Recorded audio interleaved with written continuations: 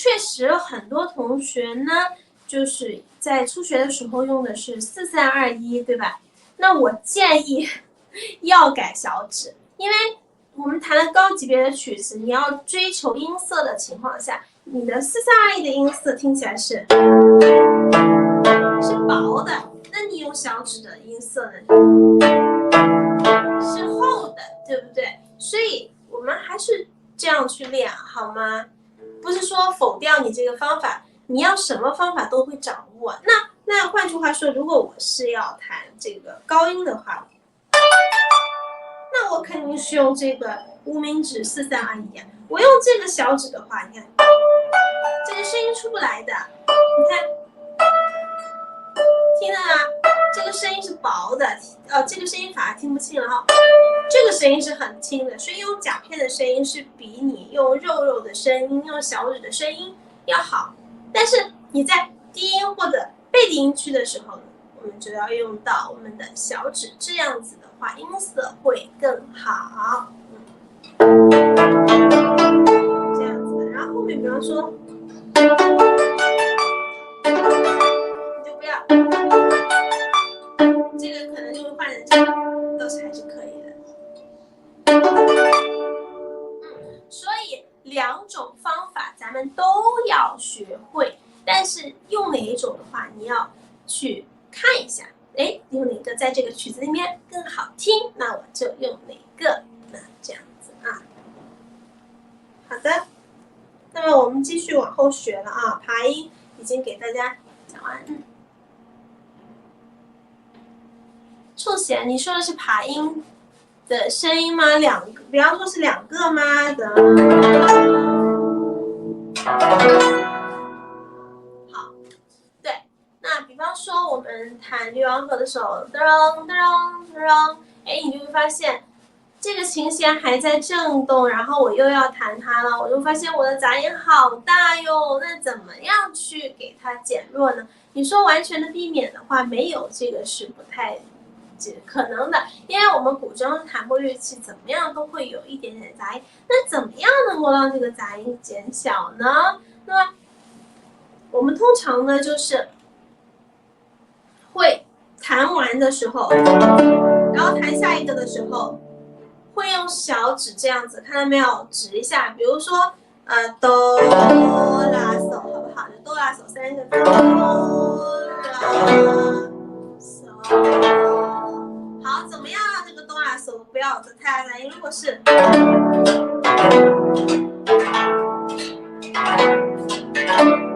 家听见杂音了没有？如果是这样的话，就会有杂音。那怎么样会杂音比较小呢？其实就是，然后轻轻的放在上面，然后再小指放好，然后小指有的时候呢可以稍微的指弦，就是你稍微的指住它一点点，然后它就是你再去放弦的话，就不会有什么很大的杂音了。所以这个还是通过指弦的方式，会比较好一点点。这样，好，出现声音明白了吗？在爬音这个方式里面，在这个指法里面。好的，讲完了这个爬音的话，我们再来讲一下右手的摇指。那么右手的摇指呢，它主要是分为2种啊。我们通常用的是这个扎桩摇啊，就是你的小指会扎桩，对吧？或者是直接放上来这样的左右的摇摆的情况。那么还有一种呢是上下点动的一种旋腕摇，这样。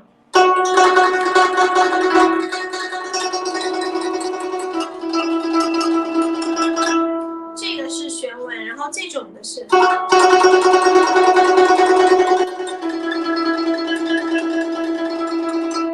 你看我的腕子啊，是这样往下压的，对不对？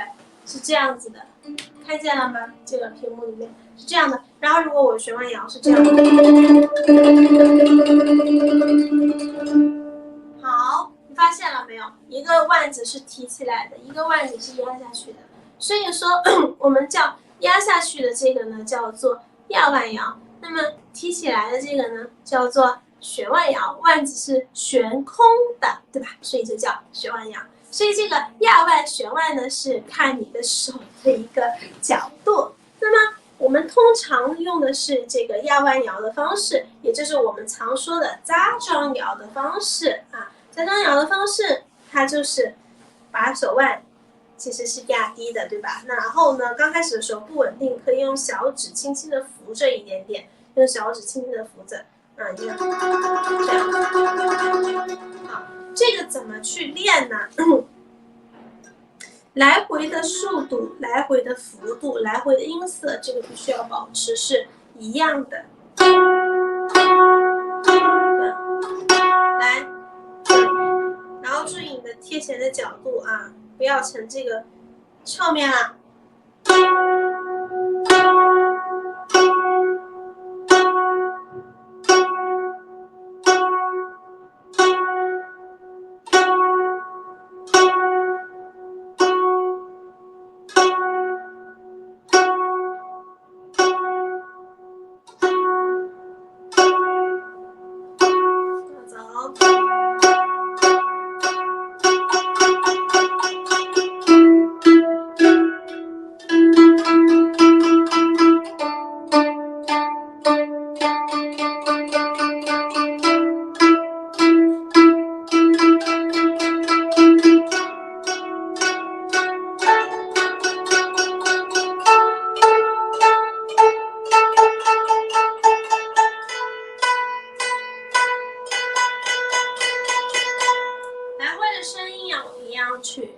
一样的大小，这个就是我们常说的压腕摇，然后左右的一个方式啊。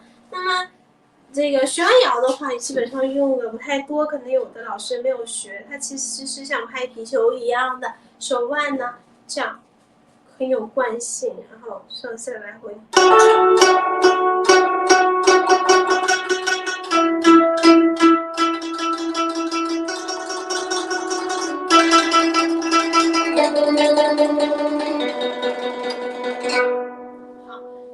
这个方式呢，就是对你的手臂非常友好啦，它不会说我的手臂特别的酸痛。那么你又练刚才这个压腕的话，它可能就会手臂久了之后，手臂就会有点酸，这样子啊。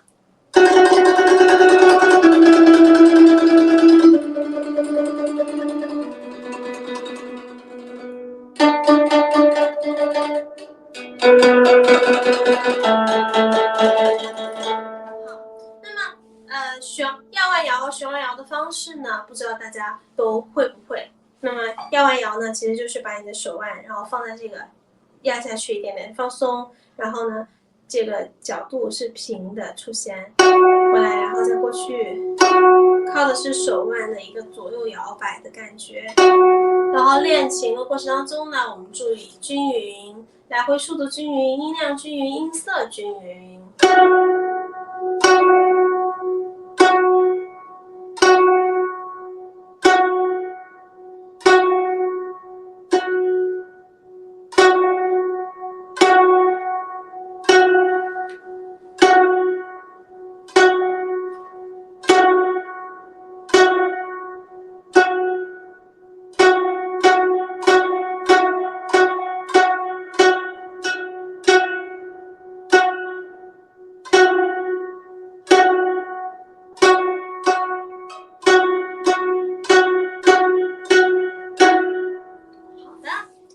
就是练习摇指的方法啦。那么旋腕摇呢，其实是改变了方向而已啊，就是像把头抬起来下去感觉，然后抬头，点头，抬头，这样的感觉。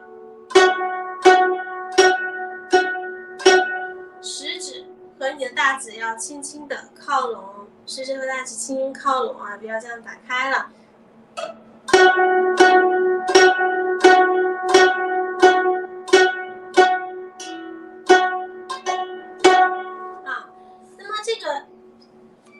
旋腕摇的话，就感觉像是拍皮球一样，这样子上下的拍。那么我们的压腕摇的方式呢，就是像我们说拜拜、再见这样招手的感觉。那么对于初学者怎么去教摇指啊？初学者教摇指的话，就是不要一上来就是跟他讲太多的，哎，你的手要怎么样。那么通常我教初学者摇指的话，我告诉他手型，然后让他轻轻的摩擦，有没有声音都没关系，有声音和没声音也无所谓，就是你先把手这样子手型摆好，然后放在琴弦上轻轻的摩擦。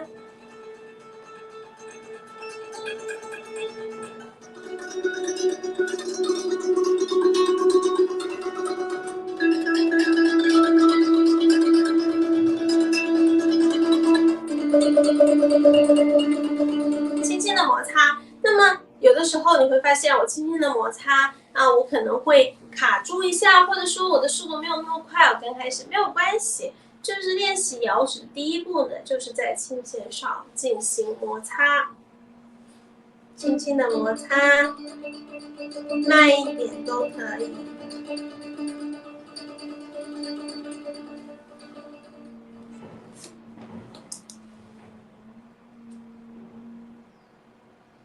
好，这个有同学说了，那我的学完摇之后，好像还是会左右的摇动，是这样子的。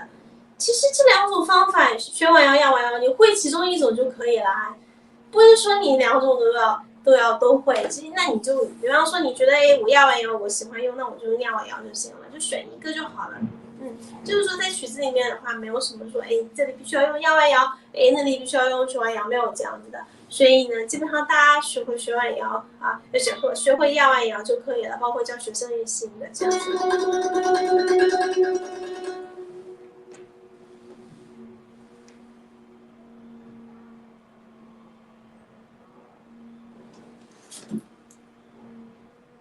琴弦中间弱摇虚浮弦吗？好，这个的话我们不太会说用小指单独浮弦，用这个地方靠着就好了，放在上面轻轻的摩擦，然后这个摩擦呢，你尽可能的快一点，力度不要大，因为力度一大阻力就大了，你就特别容易卡壳了，就轻轻的摩擦就好了。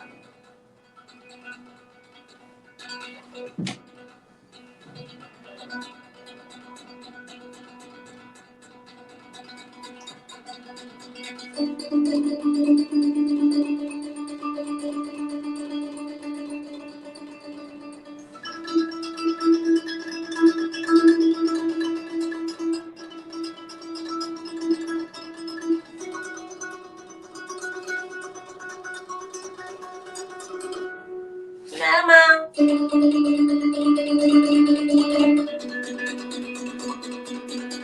就是这么去练习，然后加快你的速度，但是你的力度还是要小啊，力度不要太大了。当你非常的稳定的时候，然后你的速度也很好的时候，你再去给它稍稍的加一点点的力度，然后慢慢的就练好了。这样，再就是练习摇指的时候呢，我们还需要练习摇指的由强渐弱呀，由弱渐强呀，还有摇指的音头啊，摇指的音尾呀等等。那我们来一个一个说，摇指的由弱渐强，轻轻的，然后慢慢的，手非常的平稳，动作比较小，后面就这样。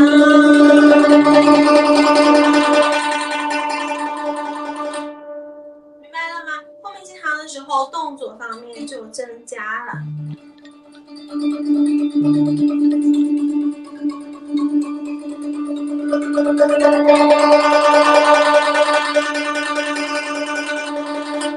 这样子啊。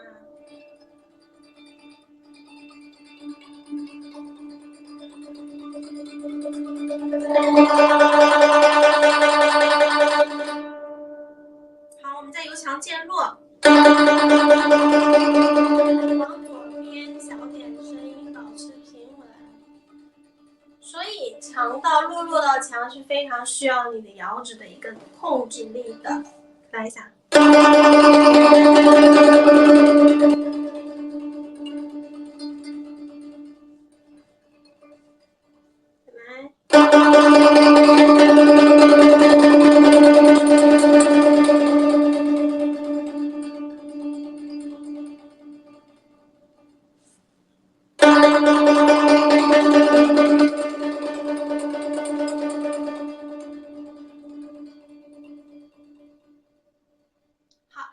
有没有渐强渐弱？我们再来练一个鹰头的。鹰头的话，其实就是刚开始的时候有一个嘣啊就好了，立马的落下去。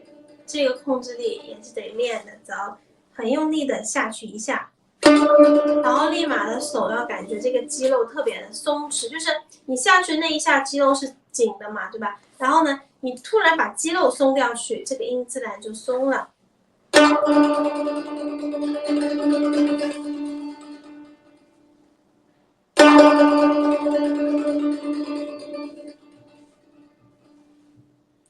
明白了吗？这个就是我们的鹰头的摇指了。鹰头的摇指的话，运用是非常多的啊。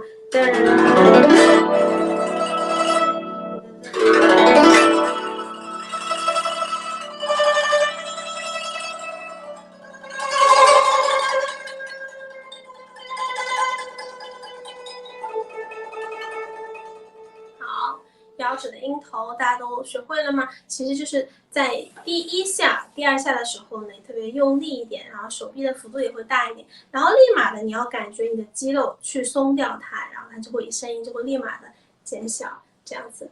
好，这个是我们的摇指的情况。那么摇指呢还特别多种，对吧？我们渐强、渐弱、鹰头，还有过弦。过弦怎么过会比较顺呢？摇指的过弦就是你在过弦的时候呢，你的频率啊和前面呢相比的话，你可以稍微的弱一点点，小一点，弱一点频率。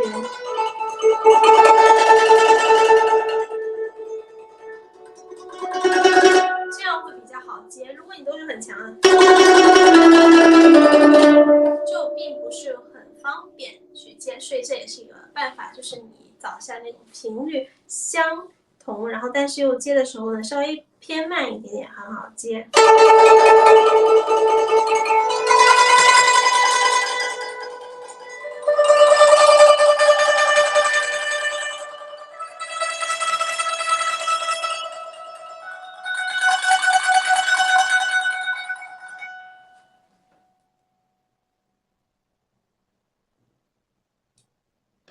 山丹丹的这个音字部分，那像我们刚开始呢会有鹰头，然后就是鹰头完了之后呢突弱，然后再渐强，会有些这种就是我刚才说的摇指的鹰头啊，摇指的渐强渐弱等等的方式。再就是你要听起来很顺的旋律感，就是过弦的时候呢一定要很顺，不然的话过弦就会听起来总是会觉得很卡。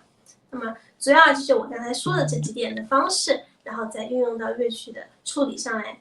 那么我们还是一起来练一下吧。首先呢，摇指的鹰头走，还是绿颜色啊。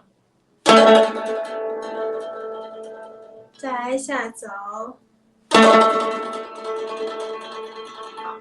不要离得太高太高，就一点点就好了。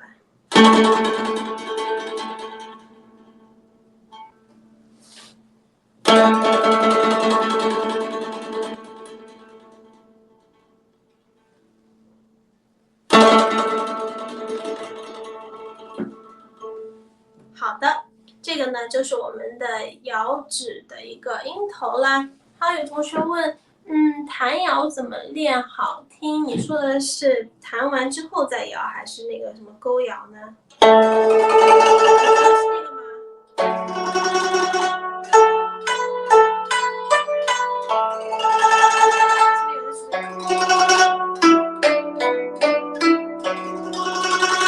是不是这个勾摇啊？我们通常会说这个叫勾摇，这样子。这个勾摇的话，其实就是勾托劈托，然后连在一起。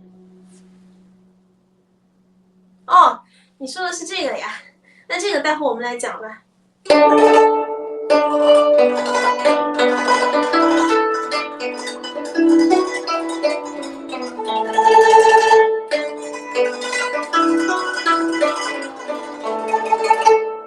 这个讲起来的话，就要讲到这个，好，来讲，那这个好，你要学的话，那我就一起讲掉去。它是这样子的，那就是你要把这个手啊，你看这么去练习，就是一个是摇指的手心，对吧？然后一个中指的这样。看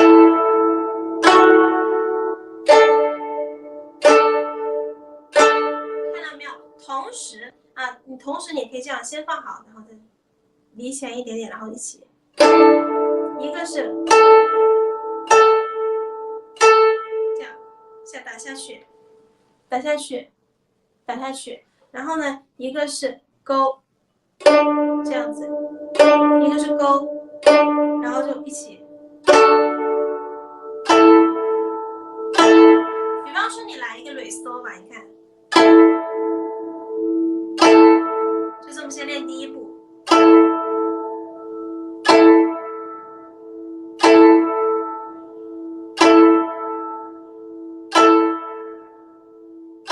这一步有没有问题？然后。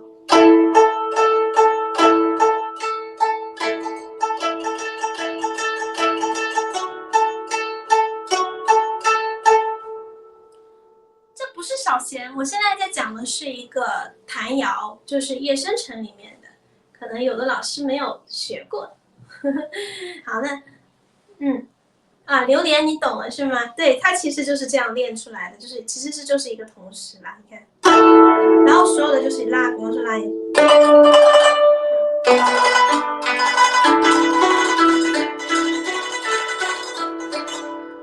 理解了吗？就是这样的一个放慢练习就好了。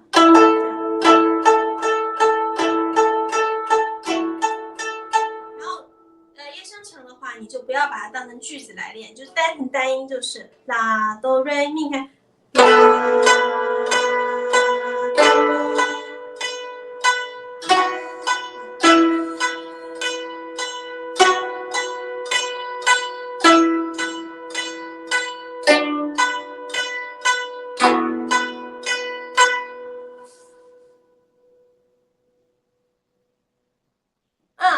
对，它是同时的，那你可能是这样，当然那种你说的那种方法也是可以的，就是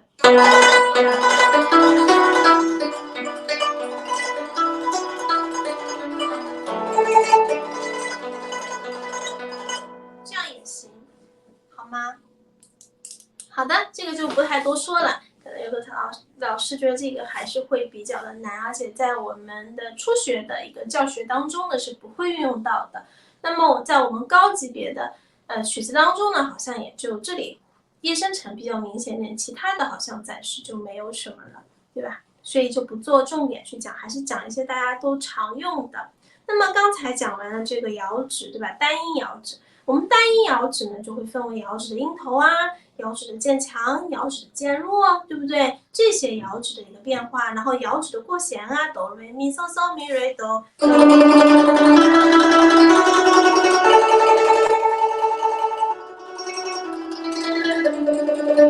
过弦呢，就是不要卡的原因，就过弦不卡呢，其实就是你的频率要相等。你要有点时候突然快突然慢，就感觉像抽筋了，也就抽筋了一样的，那就是会觉得很卡很奇怪。所以这个过弦的话，注意平稳的过弦，然后频率是一样的，就不会有很卡的感觉了。好，讲完了这个的话，我们再来讲一下扫摇。扫摇是我们在初学的时候呢，也会有一些运用到的，对吧？那么扫摇的话，就是首先你的这个摇指的手心得放好，然后用你的中指去扫。那么中指呢，我们通常会就是扫几根琴弦呢？扫这个低8度的。比方说，我现在要这个绿色琴弦呢，我要摇这个绿色琴弦，然后我的中指呢就要扫到这个绿色琴弦，是这样子。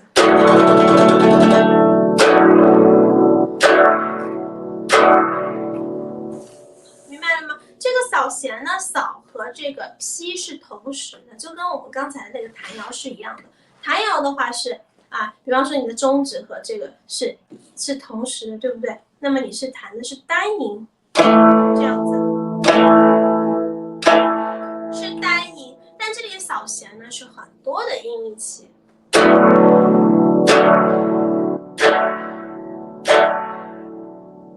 这里都学会了吗？扫弦，咚咚一起的，然后呢就是一样的，这个就是和普通的摇子是一样的。所以摇指到扫摇，它只有一个地方不一样，就是多加了一个扫，其实就是在第一下劈的时候呢，去加入，同时加了一个中指的勾弦扫就可以了，其他是一样的。再来一下，就是这一步，然后这些都是一样的。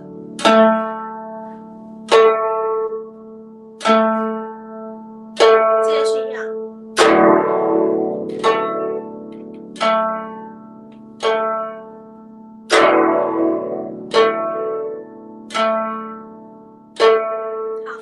扫弦的时候呢，我刚才说的是中指去扫，对不对？那其他的手指呢，你不要碰到琴弦，因为你这么多手指都这样碰琴弦的话，就很容易产生杂音，听起来就会觉得乱乱的。所以注意了，只有中指和大指同时，这大指就是这个绿色，然后这个反劈，然后中指是一个扫，然后这个扫和这个劈是同时的，然后其他不要有任何的杂音了，手放松就好了。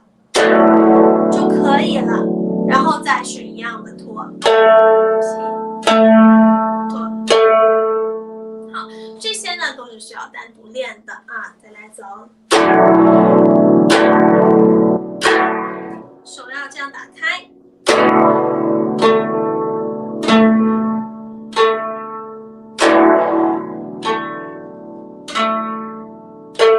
好，慢练，你把扫。拖劈拖扫拖劈拖分成4个步骤去练，每一个步骤呢对着节拍器都可以想成是一拍，1、2、3、4，1、2、3、4啊，1、2、3、4，1、2、3、4，到后期熟练了可以增加速度。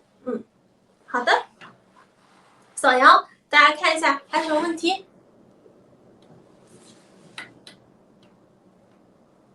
啊，一定吗？我觉得是要一定的，就是如果不一定的话，那你就是说少1根琴弦，少2根琴弦都可以吗？那这样的话就不，它这个气势是出不来的。所以我觉得一定要扫到它低8度，然后要，比方说你要摇这个嗦，对吧？然后你就是嗦拉哆来咪，最好全部的琴弦都在震动，全部的琴弦都在震动，这样的话低音的感觉就会特别好，扫出来的感觉就会很好。所以我觉得应该就是嗦拉哆瑞咪都要有震动，这整个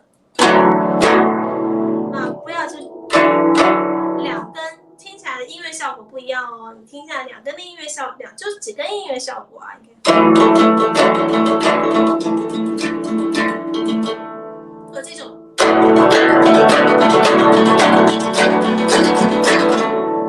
是不是这个低音感觉更好一些呢？所以还是为了音乐效果，就是说我们并不是说，你非得要几个琴弦，你必须这个。其实我之所以这样的原因，是因为我觉得这种低音的效果会更好一点点。双摇，好的，下步是讲这个啊，小摇部分大家没有问题了吧？我刚才是讲了一个单独的摇指，就是普通的摇指。那么讲完普通的摇指之后呢，我们再讲了扫摇，对不对？都没有问题了吗？那我们就来讲一下双指摇。那么双指摇呢，像10级的《春到湘江》里面呢，就会很多的3指摇，这个就会有，那么双摇的话，其实就是你的食指和大指一起摇，然后食指和大指在摇的时候呢，比方说我们这个蕊搜好不好啊？这个大指的角度摆好，然后手是这样子放松的不用去刻意去怎么样调整好这种角度。如果是说2个都要平面出弦的话，你会发现你的这个角度就成这样，不是太舒服。其实我们比较舒服的角度是不是这样子的？这个角度是你比较舒服的点，对不对？那你就直接这样子就行了。就是这个其实就不用太在意，就是我的指甲片非得什么样的角度，还是找到你最舒服的这个手型。我们最舒服的手型是这样子的，然后就可以了。好，大拇指指尖注意要绷紧哦，如果指尖太软的话，你发现你摇不动，所以指尖都要绷紧，然后走。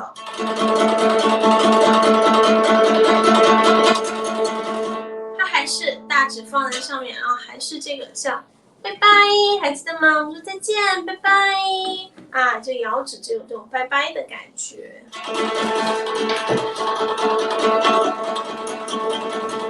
这样拜拜，然后食指也是一样的，找到一个舒服的角度啊，先就不用管它那个角度是不是这种平的了，因为你完全这样平不好弹的，就它其实还是这种斜的，看到没有？斜的，然后走。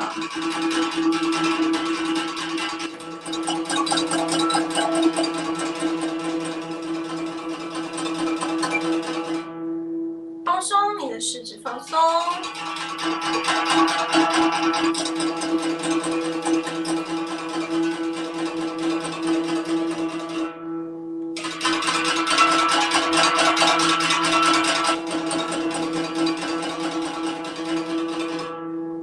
好，那么双摇呢，就是把你的食指和你的大拇指单独的去练习咯，然后呢再放在一起练。好，那么指尖必须的是绷紧的啊，注意整个手其实还是绷得蛮紧的，绷紧绷住才方便。然后这个晃动呢，它靠的是拜拜手臂去帮它晃动，指尖呢是紧的。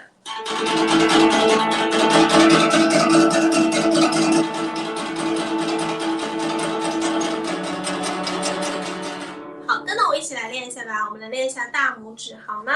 走。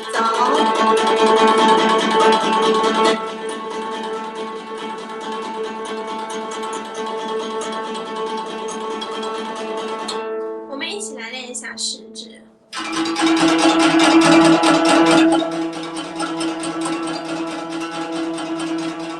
好，我们一起双指来练一下。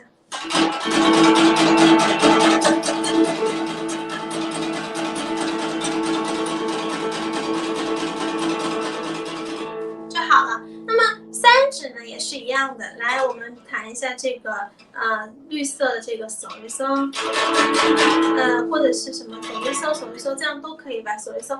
然后你的中指呢就是摇这个绿色的，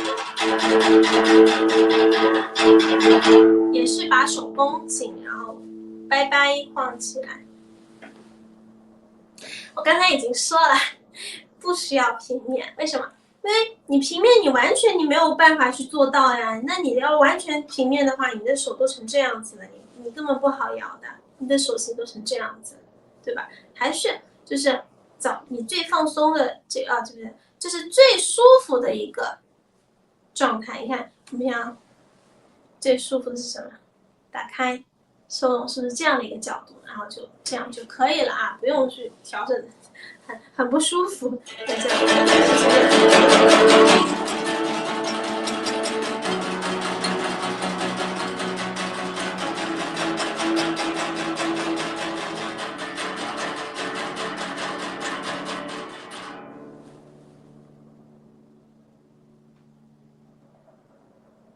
好，解答一下你的问题啊，抬得太高了，你是不是凳子太矮了？也有这个可能啊，因为我看一些同学的视频呢，就是凳子太矮了，然后他为了弹这个琴弦，他是这样子的，所以位置是正好的，是吧？就是位置正好的，就是你的肚脐眼大概的位置，就是你的肚脐眼对着你的这个1号琴码，大概是1号琴码这个白颜色的地方。放这个琴弦槽的地方啊，是的，这里对吧？那你弹得太高的话，就只能是说明你的肩膀这里很紧张，尽量的放下来就好了。从单音开始练，还是我说的这个第一个方法，就是你们就按我的这个套路去，就是我跟你们说的1、2、3、4、5这样去练，包括你们自己练，这样学就可以了。所以你在后面遇到的任何问题，就是你前面出现的。你看我们弹，比方说我们弹这个单音的时候，食指单音，你看我说的是放上去，对不对？放上去，其实就轻轻的放上去。我说的放上去，我当时怎么讲呢？我说就好像是打瞌睡啦，然后就很沉很松，就像你打瞌睡的时候，你肯定不是这种僵住的吧？你是很沉的，对不对啊？这样子很松的地方搭上去的感觉，所以呢，搭上去，对吧？那你不就下来了吗？你要是这样子的话，你这个叫搭上去吗？你这个叫睡懒觉吗？这就不叫是打瞌睡了，对不对？啊，这叫打瞌睡都是这样子，叫打瞌睡啊，就感觉好困呀啊，所以呢，整体往下沉，然后把它拎上来，这样子。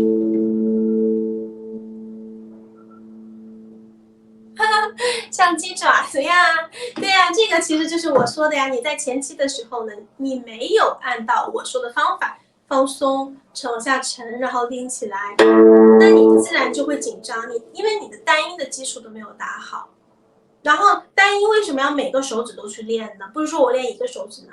因为你上鸡爪子的原因很有可能，除了是说没有放松之外，很有可能是因为你没有独立性。你在弹中指的时候，感觉你的无名指和小指会嵌到，感觉那根筋啊就嵌到了一样的，就好像它就不自然的就起来了。所以这个叫缺乏独立性导致的紧张，并不是因为紧张然后缺乏独立性，并不是因为紧张所以你就翘下来。然后很多同学是因为他可能练吧。他就练食指，然后练勾托摩托，然后当他练无名指的时候呢，他这个手就会像鸡爪子一样的翘起来，所以这个就是没有练好单指练习的这个每一个手指，所以不要小瞧了我最开始前面10分钟、20分钟给大家讲的那个单音练习，如果你能把这个单音练习练得很好，你后面都不会出现这些问题的。所以你像鸡爪子的原因，把手抬高的原因，就是因为你在单音的时候没有做到像打瞌睡一样的往下沉，也没有说把每一个手指都练到很好。那么你到后面的时候一块起来，就感觉这个手指的筋给嵌住了，就会相互影响。理解意思了吗？所以呢，你还是得把我刚才说的这些基本功一步一步的练习方法呢，再去多练一下。双摇三指摇很卡，双摇三指摇很卡的原因呢，是因为你的手你的手整体是紧张的。就是怎么意思呢？一方面呢是练习的问题，另外一方面呢，你可能的原因是因为你的小臂和大臂比较的紧张。我刚才说的手绷紧，紧紧指的是手指哦，手指绷紧哦，不是说整个手很紧。我们整个手呢，像拜拜都是很放松的状态，对不对？你看，那如果我这样子跟你说拜拜，我手很紧张的这样子说拜拜，你会觉得特别奇怪，对吧？那什么样子的？其实这样，拜拜，手是放松的，这个地方腕子啊、小臂啊是松的，我只有指尖是紧的。所以呢，你看一下你是不是整体太紧了，所以你总是会卡。你只需要指尖紧，你来练下这个双指。我这个，你看我这个地方是紧的，指尖是紧的，但是我这里是松的，你看，拜拜，还是正常的拜拜，是不是？你看，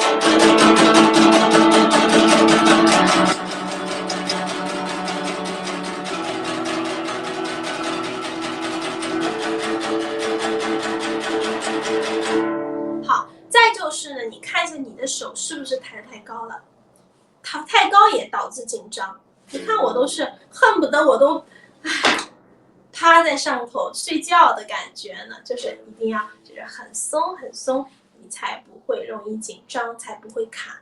你要知道，所有的卡，所有的手怎么样，都是因为其实很重要的原因就是不够松弛。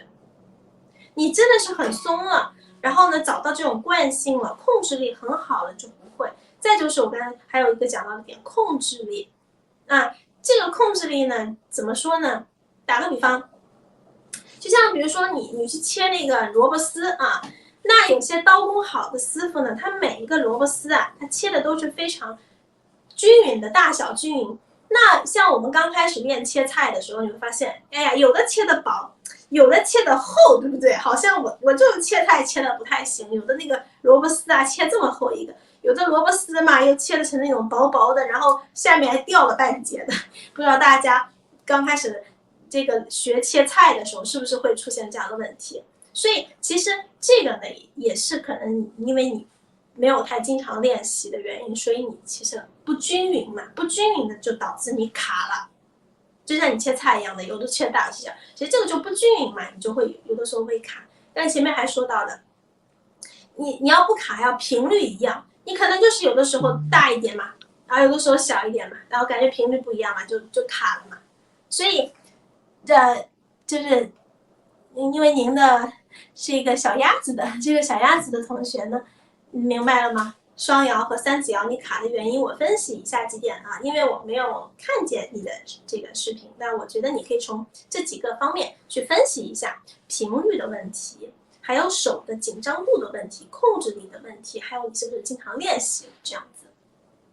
好 ，OK， 摇指这个板块，大家看一下还有什么问题？我们摇指的话，主要其实就是一个这种摇、双摇啊、三指摇和扫摇这些的话，可能会用的比较多一些，其他的话暂时还太少了，我们就不讲了。没有问题的话，我们就进行到下一个板块了。下一个板块我们讲点奏、轮指这些。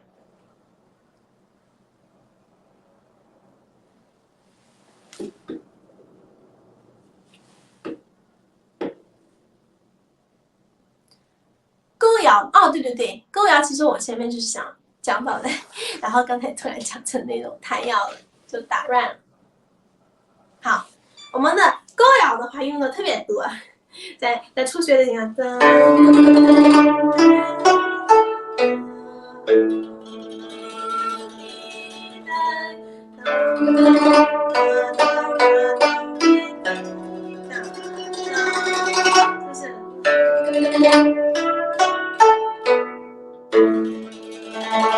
是不是有这样的曲子都会用？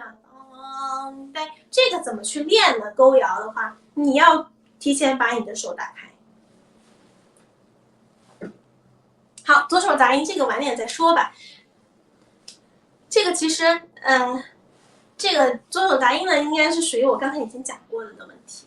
因为右手杂音和左手杂音是一样的啊。那我们再讲一下这个勾摇。勾摇的话就是勾，然后呢摇。你看，勾托咪托咪托咪托，这样子练，放松。勾，然后提前的手这样放好，你看啊，提前的放好，准备好。比方说我们这绿色、绿颜色过来，这样。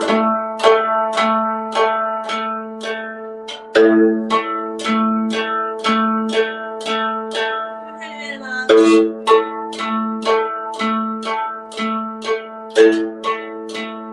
然后连在一起。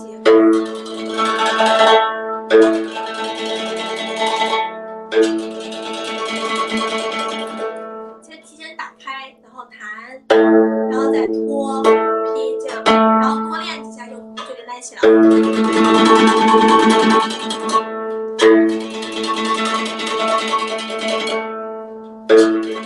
个是我们的勾摇了。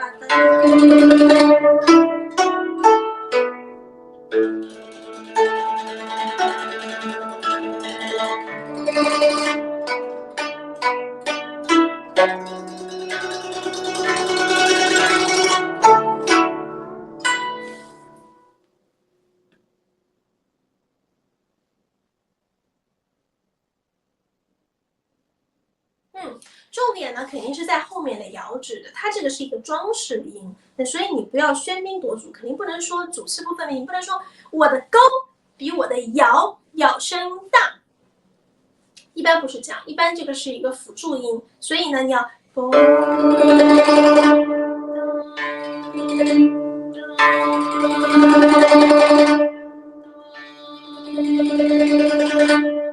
但是也不是说我听不太清楚，不是说你的音就是轻轻的，就是正常的，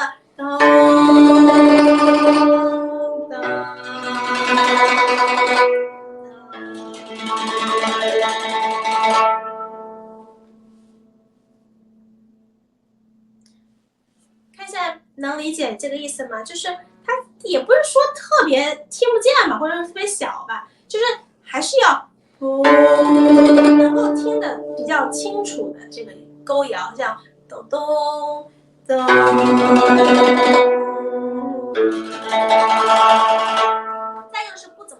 再就是不占实质的那种感觉，就是你不能够帮给它占实质。通常我们这个勾摇的话，它是一个修饰的，那这样子。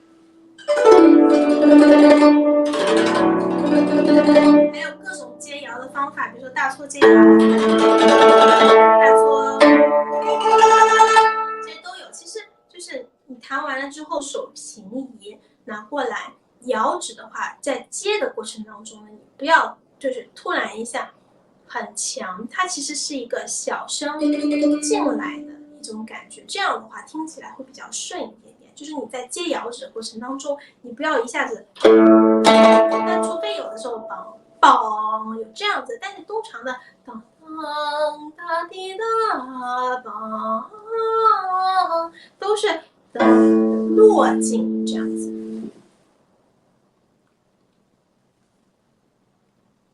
勾在拍子前面，正拍的话一定是主音的，它这个只是一个装饰音，所以它是属于在正拍的前面一点点。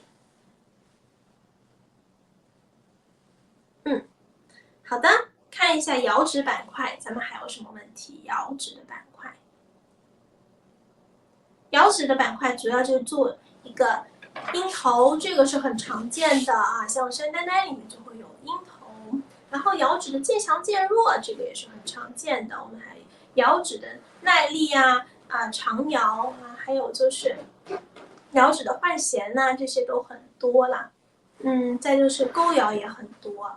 扫摇的话，基本上是弹到了5级以后，就开始会多起来扫摇的技法。那其他的摇就还好了呀。那种弹摇基本上就没有什么了。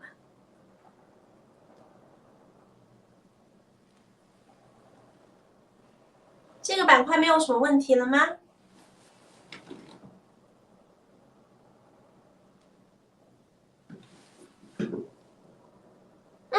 没有什么问题的话，我们就接下去来讲一下点奏啦。点奏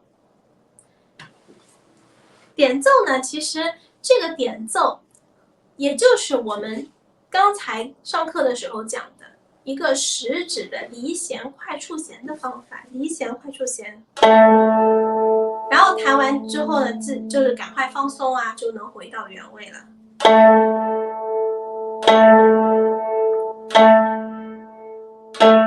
是不是讲过这个离弦快触弦的一个单指去弹，对吧？那么左手呢也是一样的，放松，注意手的平稳，是不是都讲了？不要上下跳，注意手的平稳，然后呢幅度要小啊，力度要有力，像那个嘿嘿，非常有弹力的爆发性的感觉，对吧？弹完立马就松掉，松掉其实就是回原了，松掉，手平稳。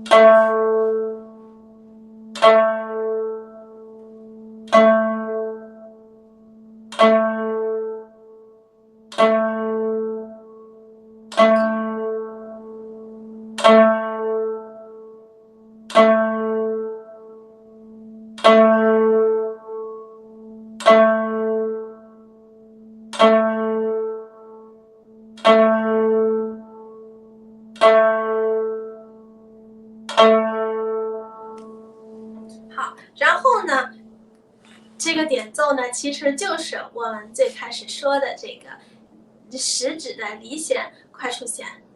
那现在只是说双手，双手的话，它的音色、音量等等都要统一就可以了。那么为了统一呢，所以我们都是在一块位置上去弹的，不是这么开啊，尽量的集中一些，靠拢一些，还是绿色琴弦啊。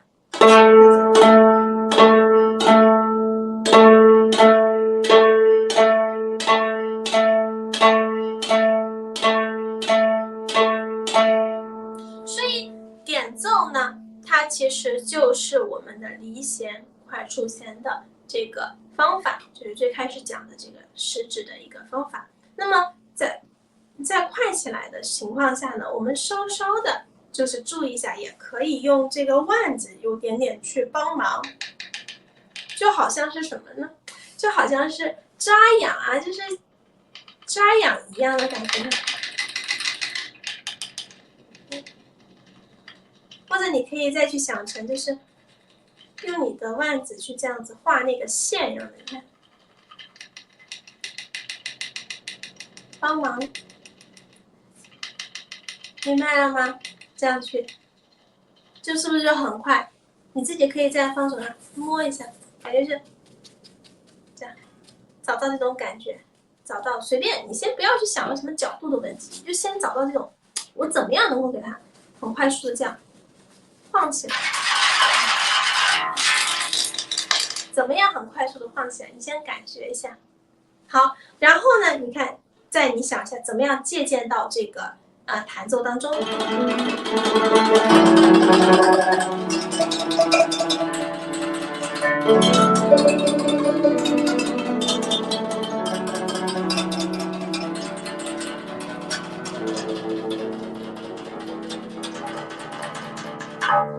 好，就是离弦快触弦，这个咱们就讲，对吧？在这个基础上呢，我还要借助一点点腕子，稍微的给它带一下，这样就会更快。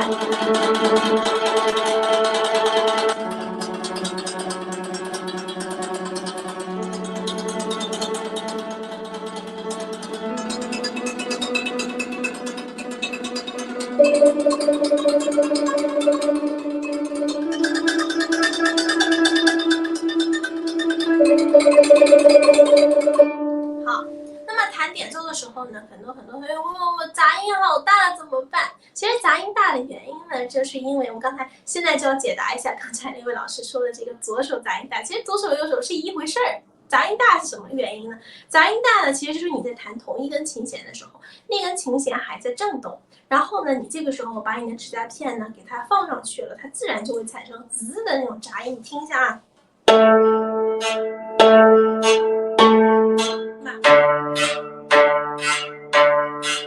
然后你左手也是一回事，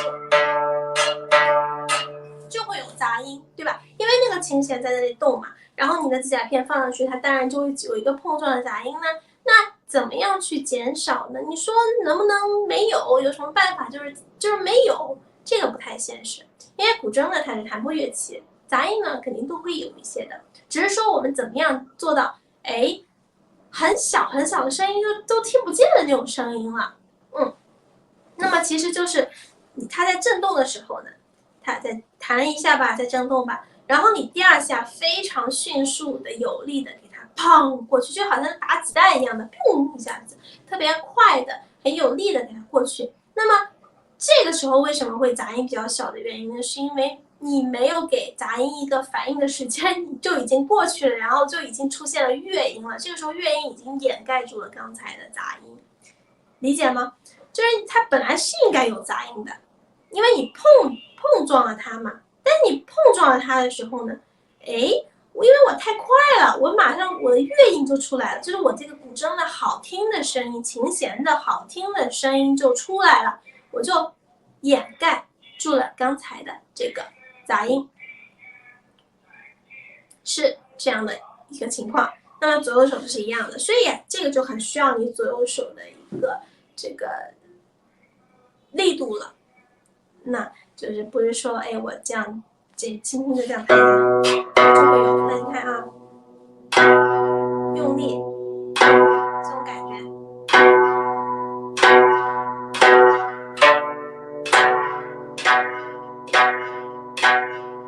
是不是就没有什么杂音了呀？啊，你看，如果是这样的，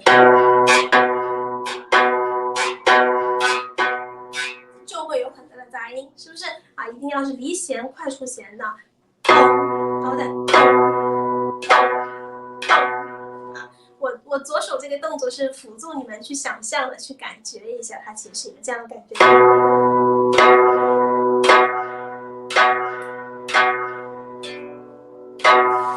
明白了吗？那这样的话就不会有杂音了。左手也是一样的，左手的话可能需要多练一下，因为左手比右手的控制力会差一点，每个人都会差一点。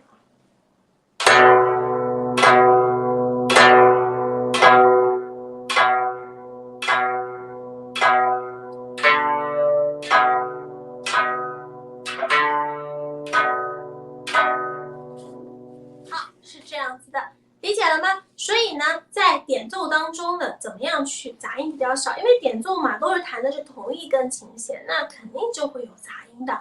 那想要杂音的减弱呢，咱们就是说要离弦快出弦啊，手呢非常的有这种肌肉感，特别就像打子弹一样的蹦蹦蹦，很快速的，很准确的啊。好的，我们一起来练一下啊，注意，就是我前面讲的手的平稳呀，啊，一个是就是好像是单音的练习，我们就开始讲了单音的练习方式，对吧？再一个就刚才讲的。怎么样？你想想，哎，我怎么样我能快起来呢？我通过我的这个腕子晃动呢，对吧？啊，这是一个怎么样快起来的方式。再一个就是杂音的情况，那我杂音好像有很大呀，那我有什么办法我能够让我的杂音减小呢？啊，所以呢，围绕这些大家去运用在里面啊。走，一起来练一下。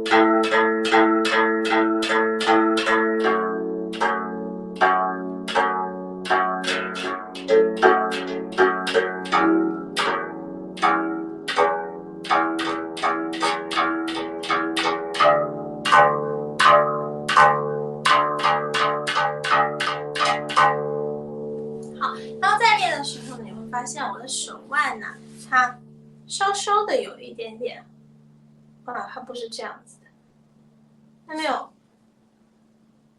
松的，对吧？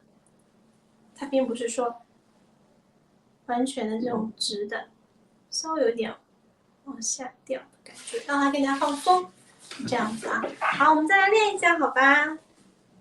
就从这个8号绿色吧，然后一直往前爬，走。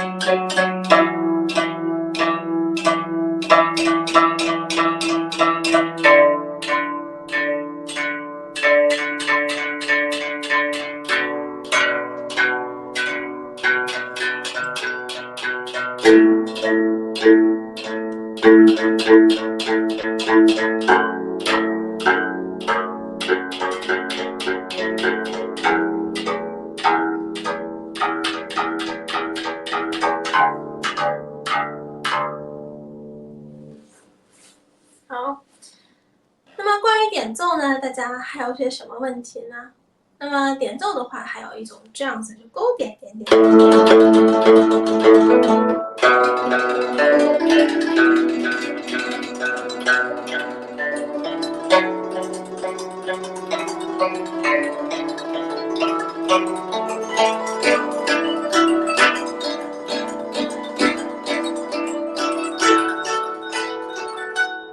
一种呢是勾点点点，然后一种呢是扫点点点这样子的。那我们来讲一下勾点点点的这种方式啊，勾然后点奏的。勾点呢，直接就是中指打开，然后弹一个单音，然后手拿过来。最好呢，其实就是把你的手呢，就是不要移动太大的距离，这样子的话，你就会需要更多的时间，就很难快起来了。所以尽可能只是手指打开。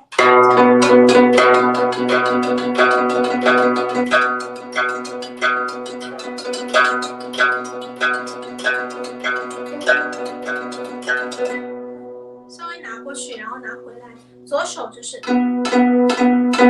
直保持很稳定的就可以。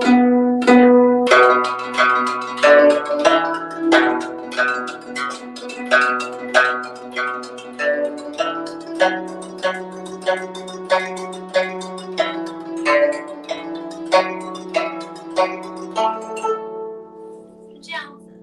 好，有什么问题呢？我们来一起来练一下，好不好？就直接的一直弹这个绿色的嗦，来走。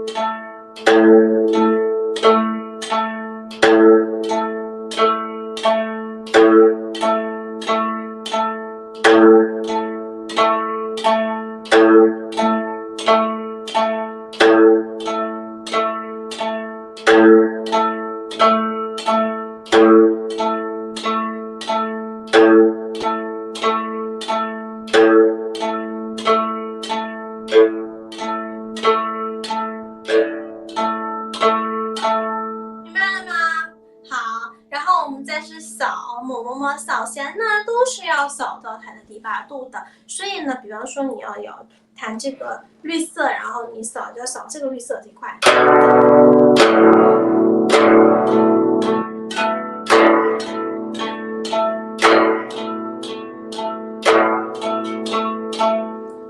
和扫摇的方式一样，首先呢是一个琴弦的范围选择，再就是呢，不要有弹到其他的琴弦，就是你不要有其他的手指碰到一些琴弦，就仅仅就是中指就可以了。这样的话，它的音色就会比较的干净，就不会有什么杂音这样子。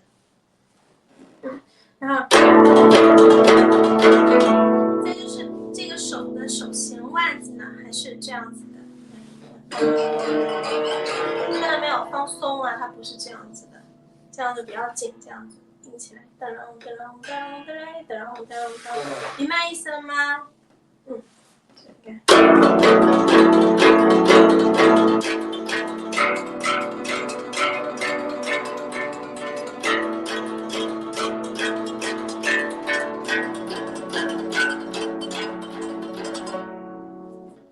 好了，这个点奏，这个板块有些什么问题呢？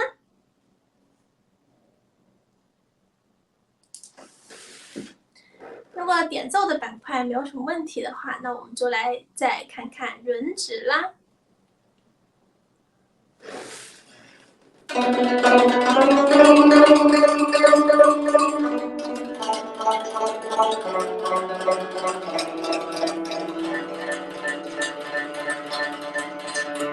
好，吮指呢，我们吮指呢是4-3-2-1，对吧？就是无名指、中指、食指、大指。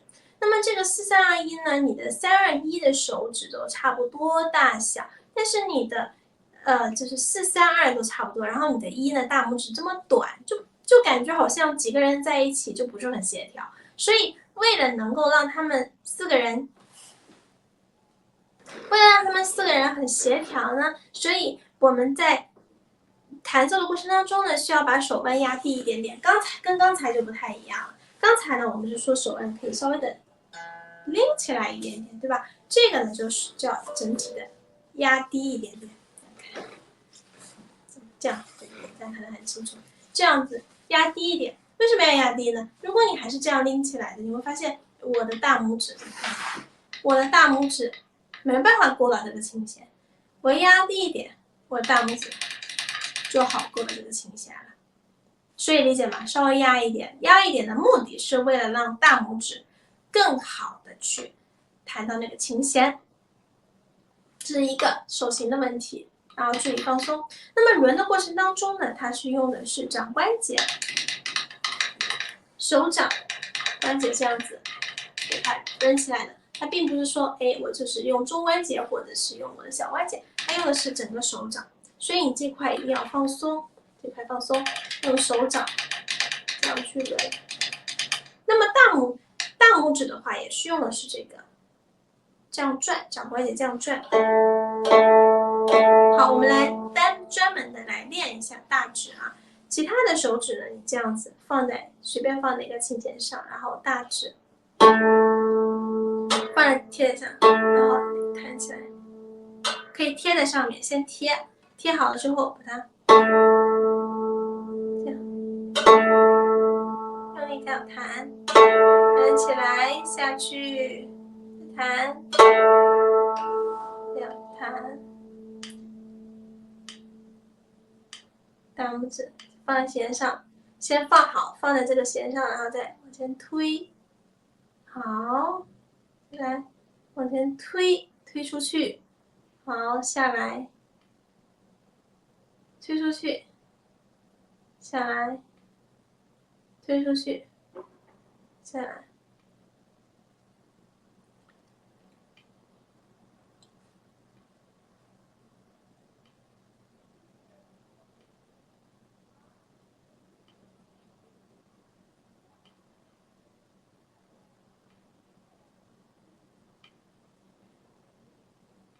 看明白了吗？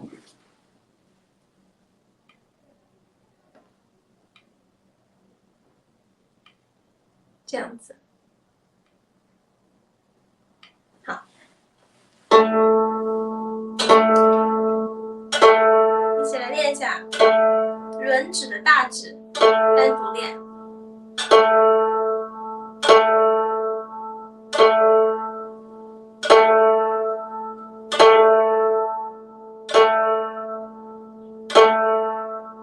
其实抡指就是接大指的时候听，就感觉好像不是很好接。如果你只是说这样子，还是比较好接的啦，就是这样子。432应该是没有什么问题的，就是432的时候，可能这个一不是很好接，对吧？所以我们单独的把这个一拿出来多练一下。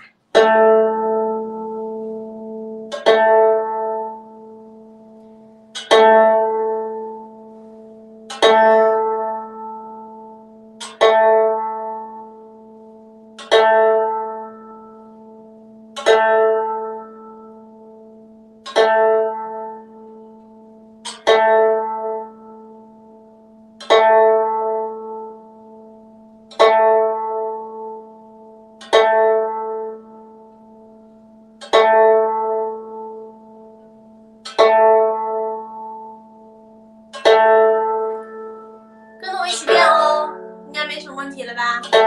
好，还记得我说的吗？为了大拇指更好弹，所以我的手的重心是比较压低的，手腕是有点压低的。好，然后呢，我们现在再来一下，现在这样子教你，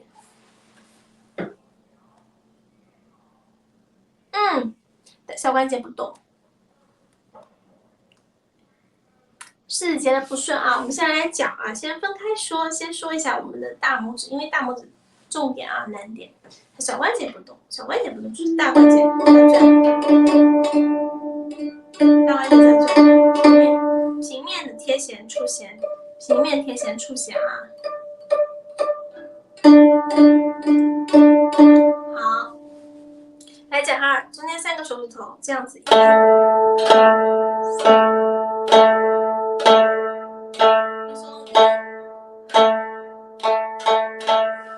这个1、2、3呢，还是我最开始说的离弦，单指离弦快触弦，是不是发现一切的基本功都是建立在最开始的那几个单音上面，给它演变而成的。所以呢，再看一下无名指的单指练习，无名指离弦快触弦，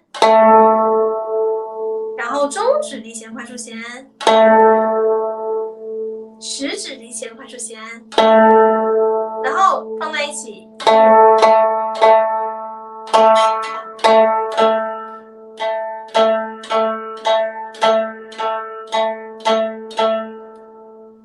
理解了吗？所以想要轮指弹得好，最开始的单音还是要练好哦。是不是发现这个轮指其实就是我们说的单指，然后只是说把单指呢，把4、3、2给它连在了一起，对不对？你看，对吧？然后连在一起。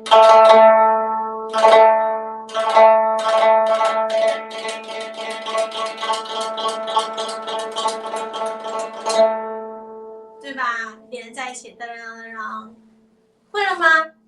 啊，现在是3个离弦快触弦，还是我们最开始的方法，对不对？然后只有这个大拇指的方法呢，稍微的讲了一下，它需要压低一点，然后靠它这个虎口给它这样转。好，刚才有老师问到为什么不是这个小关节，你试一下就知道了。你4个手在弹的时候，如果你是小关节，那你的方向不对呀，你就成了斜面，你看，你就成了斜面出弦了，是不是？你自己试下就知道了呀。你现在是1、2、3、4，你就这样斜的，这样走的，那你的角度不就成了这样子滑弦的那种声音了吗？所以呢，它是怎么样？这样子的。明白了意思？对，就是木槿弹的时候，大指小关节不动嘛，就是这个意思。就是因为明白了啊，因为你的角度是不对的。你如果是这样，如果是因为你同一根琴弦嘛，如果你同一根琴弦，你的手肯定是不能够这样移动的。你再平稳的放在这里，1、2、3、4，如果你小关节这样动，你看就成了。成了这样子触弦了，对不对？你要怎么样？这样子触弦，明白意思了吗？啊，所以呢，为什么不是用小关节，要用大关节的原因，是因为触弦角度的问题啊，触弦角度不对。好，那么再来啊，刚才讲了4、3、2都是我们最开始说的单音，对不对？4、3、2，然后大指往前推一下。然后呢，又是4、3、2、1、4。再就是一定要提前准备，你弹1的时候，你的4就应该要准备好了，一定要提前一个准备。你刚才说你的4指接的不是很顺，那你想一下，你提前准备了吗？啊，你看，1、2，然后3。准备了，你看4要弹的时候1要准备，这讲错了，这是1的时候4要准备，你看这个准备好了，对不对？准备了，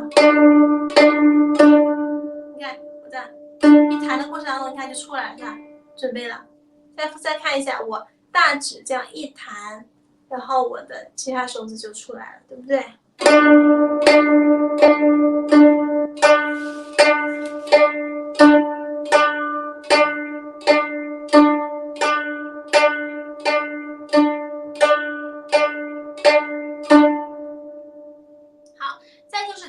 问题啊，杂音其实都是一样的。为什么会有杂音啊？就是因为你弹的同一根琴弦，然后它在震动，你又把指甲片放上去，那不就有杂音了吗？怎么样减少杂音呢？减少杂音的方法呢，其实就是还是刚才说的离弦快触弦，就像一个子弹一样的，嘣，直接打出去。那这样子的话，你还没有等它反应过来呢，它就已经出现了乐音，就把它杂音给盖住了，所以就没有什么杂音的效果，这样子的。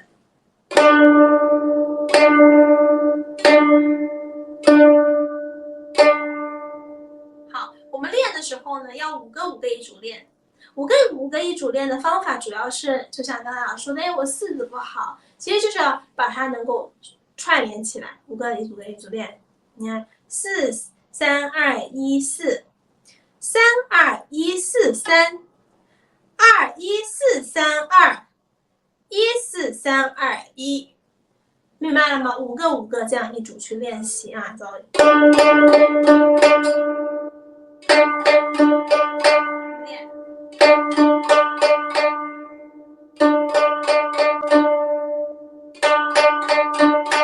注意手平稳啊，不要动来动去的，就是非常的稳定。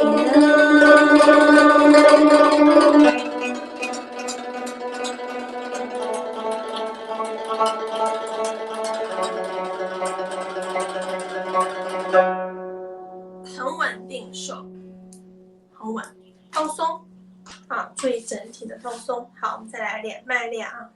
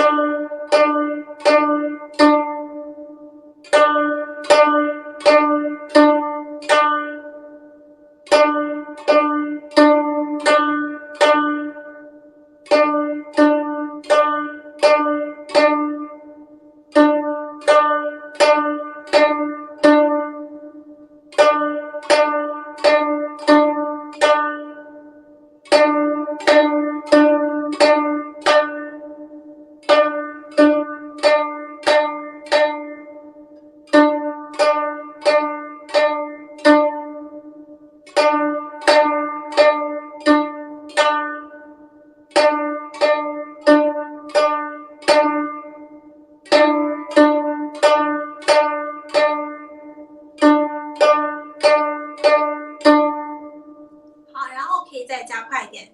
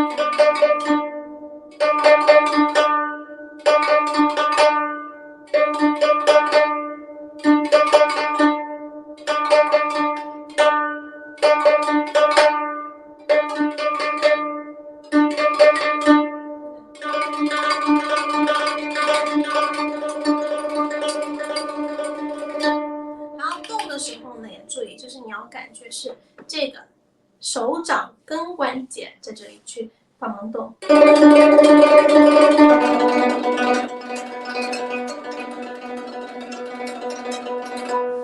一下我的手，这边，这边是低的。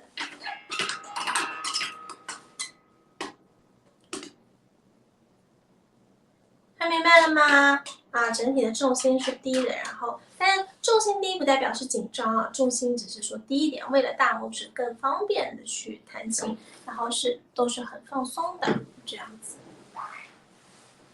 松弛，好，好，我们一起再来练一下这个技法。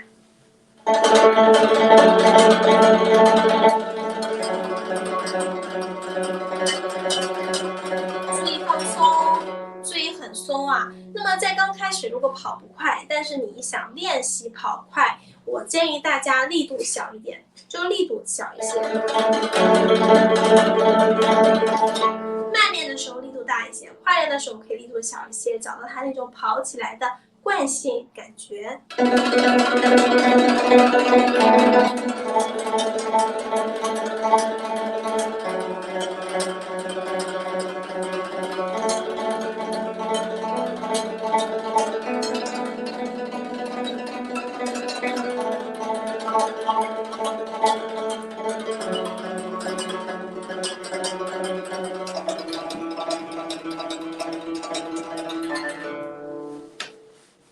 好，对，这个问题问得很好，我还没有讲到，就是换弦的时候是四指嘛，是这样子的。你看你往哪个方向换？如果你是往低音区换的话，就是四指去够它这样子；如果你是往高音换的话，你是这个大指去换它，这样子会比较方便一些，能理解吗？就是往这边就用这个手指头，往这边就用这个手指头，这样子，你看。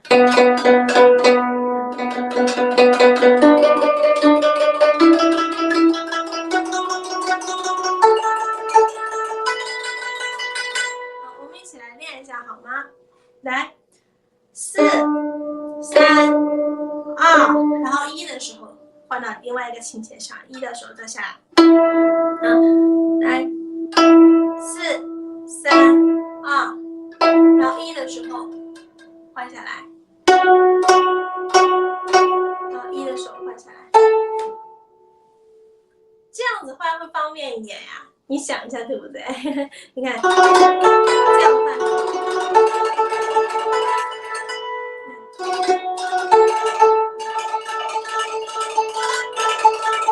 然后往这边换是这样。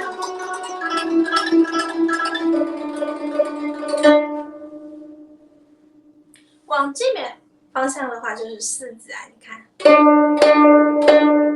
四指，然后四指换，往前，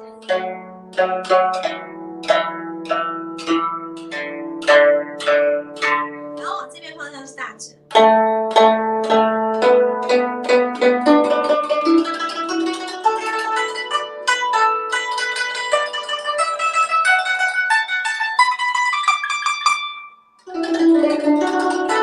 如果你这样子不是不可以，就是你感觉你其实你换的不是很平稳，你看，你这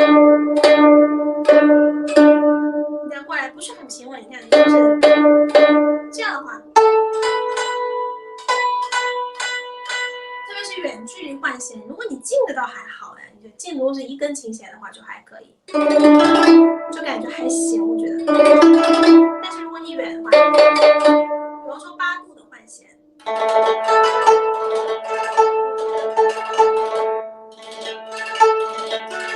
感觉不是很舒服。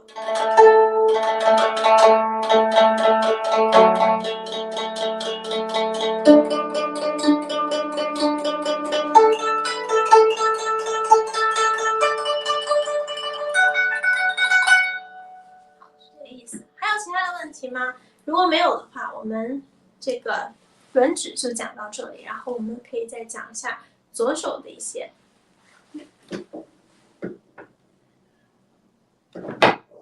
左手轮指，我前面说过了，每一个人的左手都不如右手。怎么练习？你右手怎么练，你左手就怎么练。然后再讲一下这个轮指哦，就是你可以这样子练哦，就是把你的这个手贴在这个琴弦上，这样说，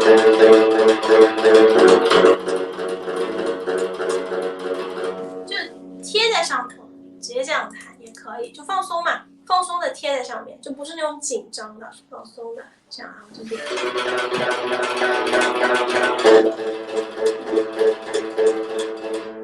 然后练熟了再转换到手上。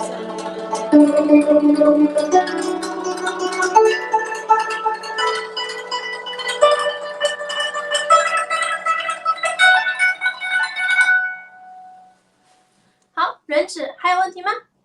左手的话就是正常的1、2、这边3、4。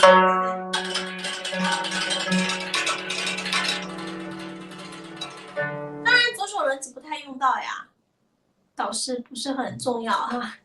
好，还有什么问题？没有的话，我们来讲一下这个。讲下蔡音吧，左手的技法还没讲。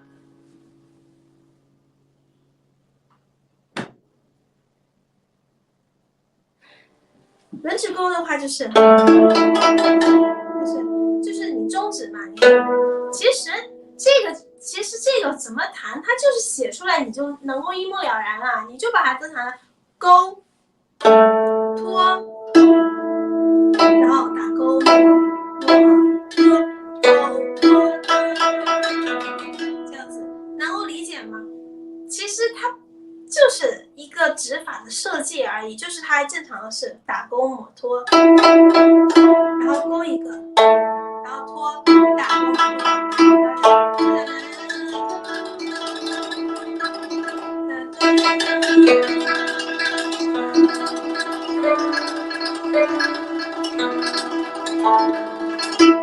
能理解吗？其实就是一个勾，然后拖打勾抹这样子，写出来就很简单了。就是只是说在你弹打勾抹拖4-3-2-1的时候，偶尔插入一个音而已。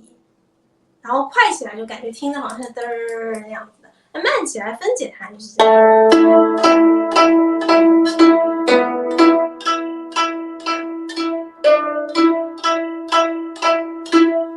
就是这个意思啊，所以还是正常这样练。好，我们来讲下串音啊。串音的话，好像很简单，但是呢，也真的是很多同学都不是弹得很好的地方。串音的话，我们先来说最平常的吧。当然，因为又涉及到传统的话，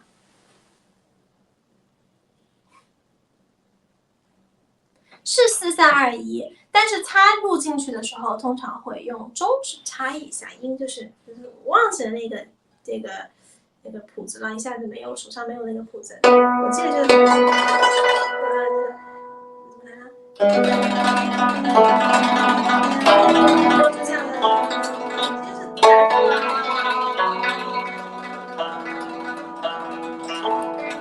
能理解吗？就是这个意思。其实就是在4-3-2-1的基础上，偶尔加一个中指就可以了，然后都是分开来的，不是同时的。如果像刚才的叶生成的话，它的弹摇是同时的，是这样子的。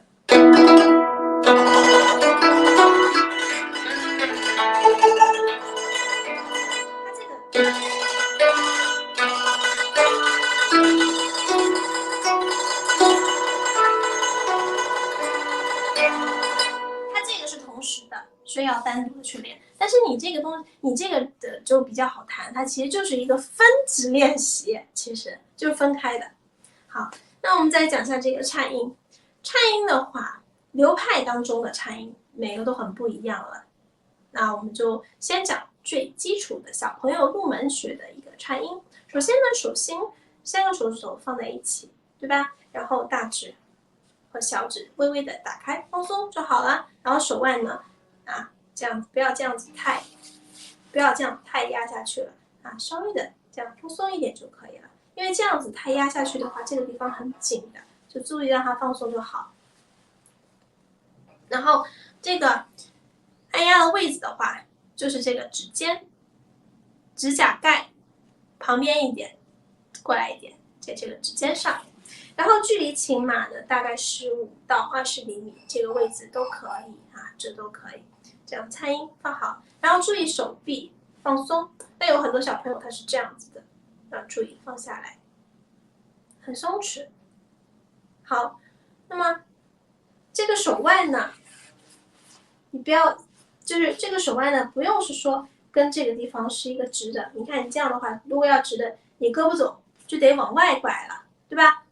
不用，稍微这样斜一点没有关系的，就是有一点点斜的角，像这样的。今天注意，其实脚还是注意这里要放下来，放下来，然后这里放松，不要这样子歪的，这样歪的也不舒服。如果你是为了这样子直线，那稍微有点这样斜线，你看，这样。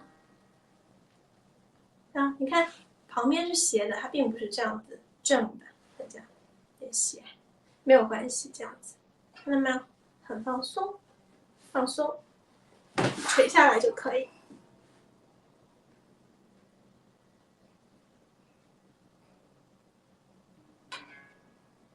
明白了吗？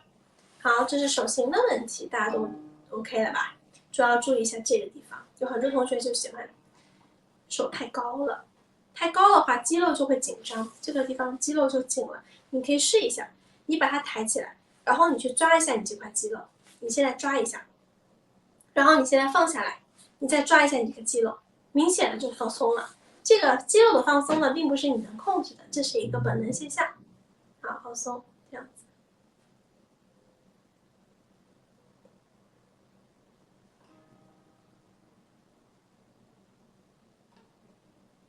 好，我们来啊， 15到20厘米，距离期满15到20厘米，放松。来，这就是频率，上下的幅度、速度这些都得一致，不能够有的大有的小。来，可以对着节拍器的感觉，1、2、3、4，但是不能说我1、2就变成点音了，它是很柔和的。上下的这种来回的速度感觉是一样的，并不是点音啊，这个要注意。1、2、3、4、5、6、7、8、9、10。1、2、3、4、5、6、7、8、9、10，这样放的，一定要。再就是颤音的，按下去之后一定要回到原位。那有的同学他可能按下去之后呢，他没有回到原位，所以他每次颤音的那个音准都不是特别好。的原因就是因为他没有回到原位嘛。要先弹再颤，不要这样。同时，你看它的声音，就像哒这种感觉一样，弹来颤，这样。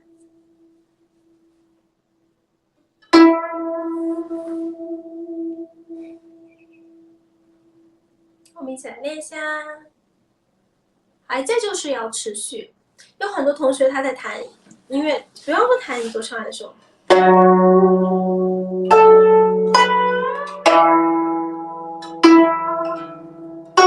有什么问题？就轻轻的像发抖一样的抖了2下，然后它就跑了。那这样子的话，它的音乐呢就不好听了。这个要有持续性，就是第一，你看我的右手弹嗦的时候，我的左手依然在颤咪。为什么要颤呢？那人都会说，那个咪都弹完了，还在那颤干嘛呢？那是因为这个咪虽然说弹完了，但是它的音响还在延续啊，琴弦还在震动啊，并不是说你触弦完了之后，它的琴弦就不震动了呀。那既然它在震动，震动就产生发音了嘛。既然有音，我们就应该要保持住，能理解吗？所以是咪，保持住这个颤音，然后你看弹嗦的时候，然后拉。弹拉的时候，再从这里拿过来，接住就可以了。这样子的话，你的音乐的这种韵味才会非常的足，就会很好听。所以千万不要抖2下就停住了。所以这个就是我们需要练习颤音的一个基本功。怎么样一个持续？颤音的持续性，这个是很多同学欠缺的问题。颤音不持续，就是颤一下吧。然后就停了，然后就是颤音控制力不好，有的时候快，有的时候慢，就像抽筋一样的，就不好听了。所以这个也是咱们同学们需要注意的一个问题啊！当这样子，放松，好，然后保持住，可以多练一下。比方说，我们练10分钟这样子。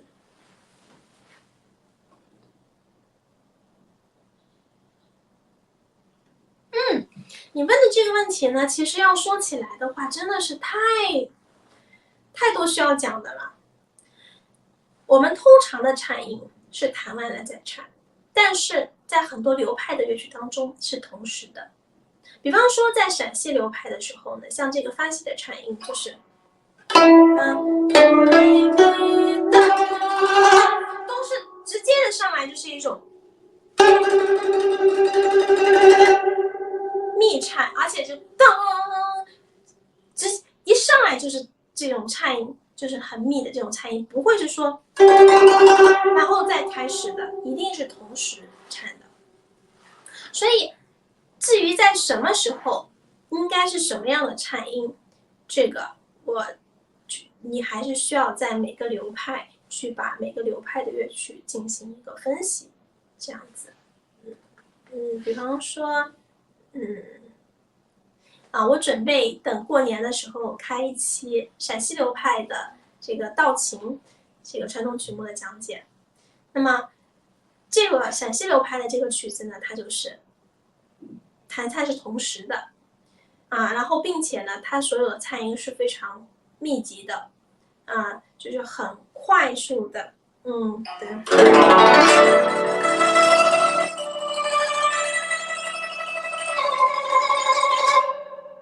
就是那种当当。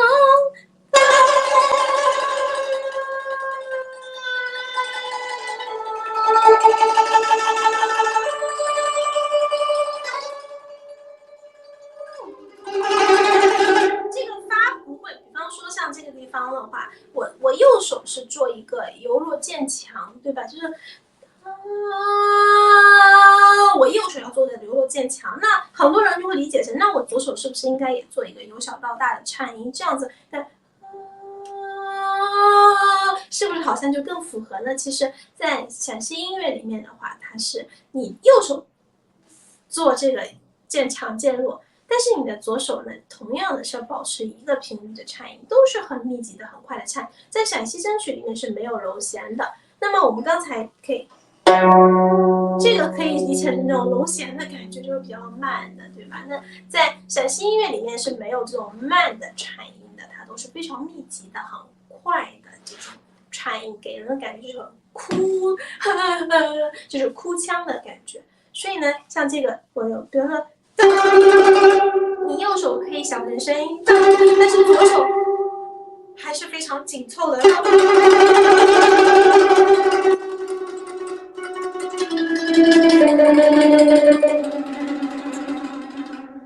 都是你看，而且要持续，就是你频率啊、速度啊，这些都是要持续的。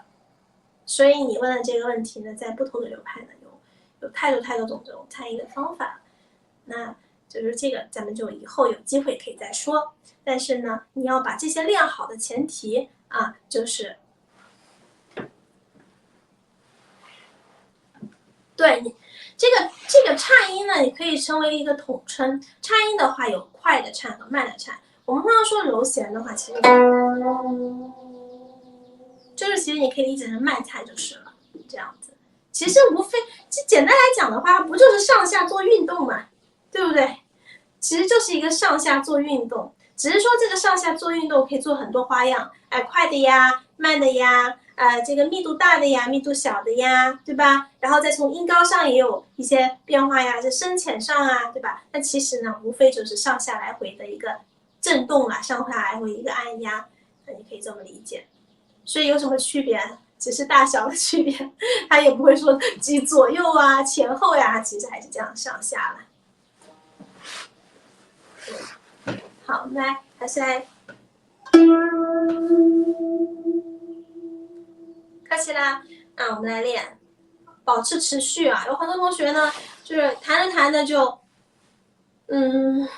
就感觉好像就坚持不下去了。这个是我在改一些初级老师作业的时候发现的一个问题，就是左手的东西呢，你看就弹到这个时候，可能就停了。但其实这个时候你的咪还在震动啊，那你可能要保持住，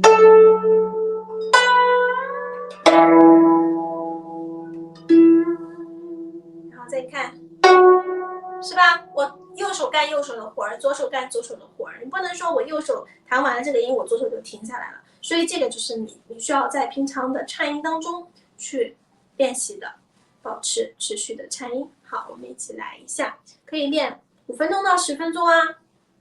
那么有的老师说，我平常没有什么时间练琴，特别忙啊，我怎么办？那么其实像颤音这个呢，不一定是说你要在琴弦上练。那比方说你现在要坐地铁，然后去上班，那你坐地铁上班的时候呢，你坐在那儿，你可以把你的这个手放在你的大腿上，这样，因为它要的是一种练的是一种惯性、持续力、均匀就可以了。你可以放在你的腿上，这样子，看见了吗？就可以练。所以呢，你在上班坐地铁啊，或者坐车的这个过程当中呢，你就可以有这样的一个练习方式。谢谢。还没有到下课的时间，然后我上下滑音还没有说完，我说完的话，我再和谁谢谢你啊。所以这个就是我们颤音的方式了。明白了啊，就这么练，在上下班的途中呢都可以练啊。比方说你上下班要坐10分钟的车，那你就10分钟就放在大腿上，这么去练就可以了啊。那么你每天上下班每天练20分钟啊，那你比如上班练10分钟，下班练10分钟，那你每天有练20分钟，你1个月下来的话，你就会发现你的颤音进步就会很大了。我们先从最简单的开始，就是这样子的，不是比较慢的开始练，就像你跑步一样的，先从慢跑开始。当你慢跑基础好了，我们再练快跑，再练快的。那么我们像散心音乐呢，这个手的控制力，对吧？左手很快，然后又要控制力，其实还是从这个慢的开始练的，不可能一下子就能跑那么快，就像你跑步比赛一样的，你肯定都是从慢跑开始的嘛。就这么练，好，每天上下班的练，就这样子，这个问题就很轻松的就解决了，对吧？好，那么我们上下滑音怎么练呢？上下滑音呢，我弹完，慢慢的按下去。那有老师会说了，那所有的上下滑音都是这个速度吗？当然不是啦。那我们在陕西音乐里面的时候呢，它的这个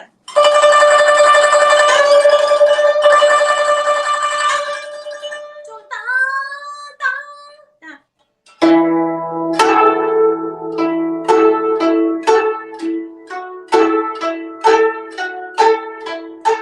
都是很直接的。但是这种上下滑音呢，就是说，你肯定也是建立在你先慢练，然后很好的基础上，你才能那么快。所以呢，我们的一切基本功呢，都是先慢的来，再就是，然后你再可以练这种加快的，然后再就是了解到不同乐曲的风格需要怎么去把握，然后再针对性的去练习这样的一个技法。但对于我们做一个老师教一些就小朋友一些初级的小朋友来说，我们其实掌握一些这样子就可以了啊。那些比较高难度的左手的一些技巧呢，可以先让他们前期去这么练，然后后期等他学到可能4、5年的时候，那可能就会了解到不同流派的具体应该怎么做。那么前期打基础呢，就是练颤音就这么先慢的练，然后可以后期稍微加快点速度，这样子去练。然后上下滑音也是一样，先慢的下去，然后慢的起来，然后再快的再练这些。好的，这个哎呀，练颤音换弦可以按照固定按3下吗？啊，可以的。如果你是作为一个基本功来讲的话，那就没有关系啦。但你比方说，我就这个速度，然后打开节拍器，然后定时3分钟，好，你就这么练就可以了。1、2、3、4、5、6、7、8，定时3分钟，你就这么练，这个是没有问题的。然后还在就是，比如说换弦，你每个琴弦练1分钟，然后换弦，然后再找这样子。啊，这样，如果只是作为一个练习来说没有问题啊，那你就在乐曲当中的话，那怎么就是要看了。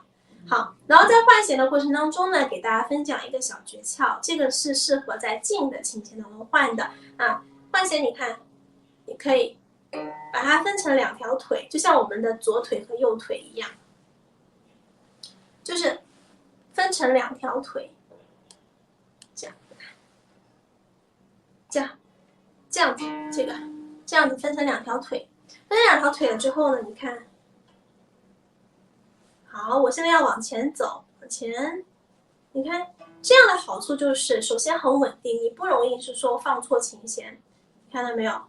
啊，不容易放错琴弦。你看我在换弦的过程当中，我同样的还在按音，就不会让这个音的韵味给它突然间就没有了，因为你突然停了放下去，中间就会断一下那个韵味，能理解吗？就颤音就没了。你看我颤，然后我换弦，我颤，我换弦的那个过程就没有了，对不对？就没有颤音了。那怎么样能够让这个颤音更加连续？所以你在换弦的过程当中呢，你不要一下子把所有的手指都拿出去换。你看我现在要换弦，我就用这2个手指去找弦，但是我的这个无名指我同样的在按弦，它就保持住了嘛。那这个颤音依然还在存在。然后我看我换弦，我同时在换弦，我换弦，哎，我是不是这样子的话就直接的衔接起来了？所以我们换弦的时候通常会运用这样的一个方式。那这个方式反而是主要是适合就是比较近的。那如果说我要从这个地方换了这个地方，那我的手没有这么大，换不过去，所以这个时候可能就会中断。但我们尽量不要让它去中断。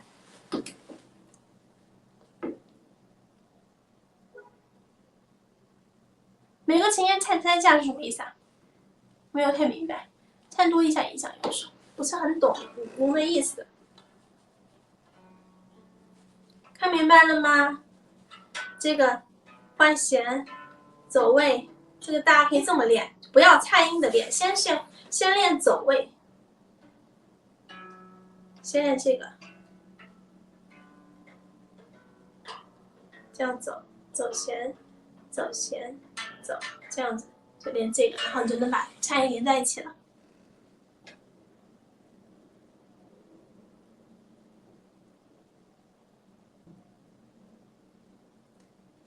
点颤是点颤是要点颤呢，其实就是点一下就好了。那有的曲子是弹再点，有的曲子是同时，这个我们都要掌握。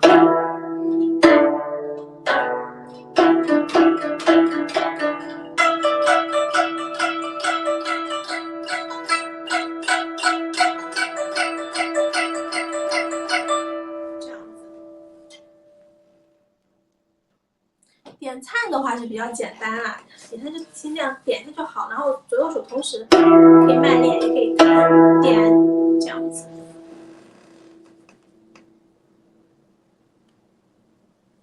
哦，你是说左手一动的时候，右手会影响？这个就是靠练了呀。这个就像你玩那个游戏一样嘛，比方说你这左手做这个动作，右手这个，然后有的时候正好感觉换的不好，其实这个就是多练了，不就这样，多换一下就好。就我打个比方啊，就是像玩游戏一样的。那么这个不就是你看，这个保持处，那确实有很多学生跟我讲，哎呀老师，我弹完了之后，然后我就不自觉的就停了，我就没有办法持续，然后我就脑袋就要想到这个右手的音，所以这个就是还是要你自己多练的一个过程，没有别的诀窍。你是说前面那位同学反映的这个问题是吗？你想想看，是吧？我右手弹右手的左手其实做左手的，不会影响的，没有问题的。这个是左右脑的开发，你要告诉你的学生，这是让你开发左右脑的好时间哦，抓紧练吧，是吧？不会有任何问题的。你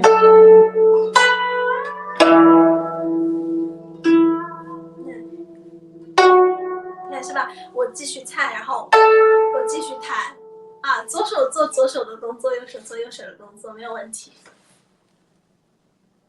对，这个是因为刚开始嘛，不熟练嘛，这个慢慢的就好了呀。你可以跟他讲这个做手部游戏打比方的问题啊，对吧？就好像是左手画圆，右手画三角形，或者说左手画三角形，右手画方块，是不是玩过这个游戏？对吧？你左手画这个，然后右手画三角形的时候，然后左手画圆，然后他们就好像就没办法同时，所以这个就是开发左右脑的这样子，理解吗？就一回事。好，上下滑音的话其实也是一样的，注意音准就好了。好，然后再听一下，好，然后再是，这是练上下滑音的方法。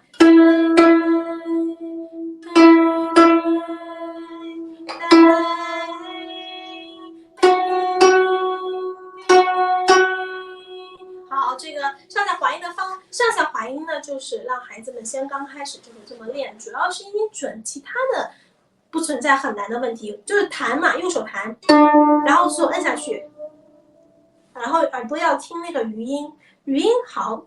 刚开始的小孩他不懂，听不出来怎么办？没关系，你先对比就好了嘛。哎，是一样的音高，那就说明你按准了。比方说不准是什么呢？好像低了一点点吧。好，那你再按下去一点点，就准了，对吧？所以呢，上下滑音最开始呢，主要是抓一下这个音准的问题，这个是前期很重要的抓音准的问题，这样子。好的，那么今天的课程呢，我再给大家总结一下，因为马上要下课了。那么今天呢，我们其实你会发现了吧，我后面讲了很多技法，那最关键的是哪一个？最关键的就是我第一步说的手型和带音。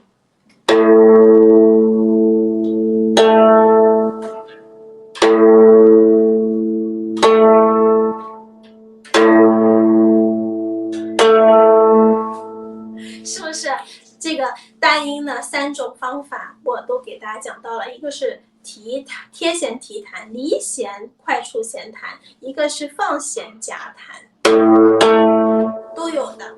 那我们一些传统曲子里面呢，就会用到一些夹弹的方法。然后在大搓泛音的话，就是右手大搓，然后左手找到这个点位，你用你的小指和大指。这个找到，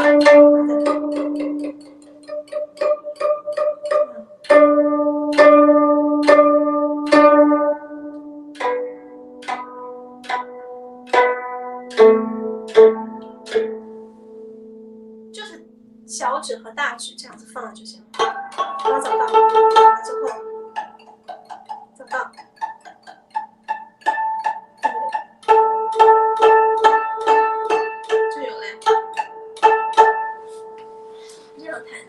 找到之后呢，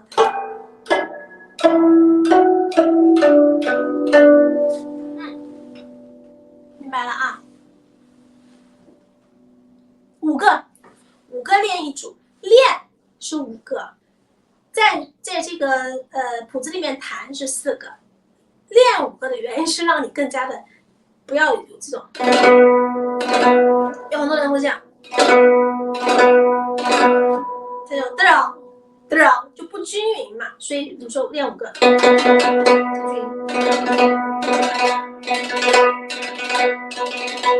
为了均匀这样子的练习方法和正常演奏方法有所区分啊，4个反正也要练，5个也要练这样子，然后你就是要均匀就可以了。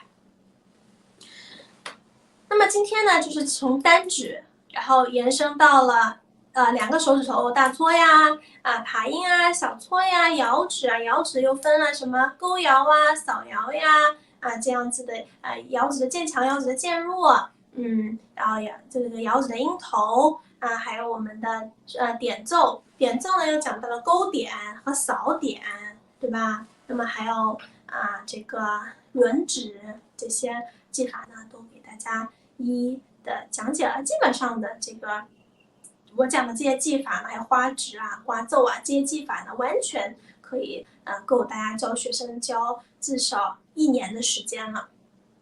这些技法如果孩子们1年的时间能够掌握，那已经都是非常不错的小朋友了。好，那么大家看一下还有什么问题？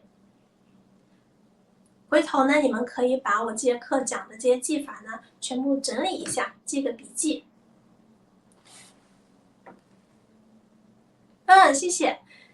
谢谢小猫咪，你也是一样的。现在我都不出门，在家里。好，如果没有什么问题的话，咱们就可以休息了。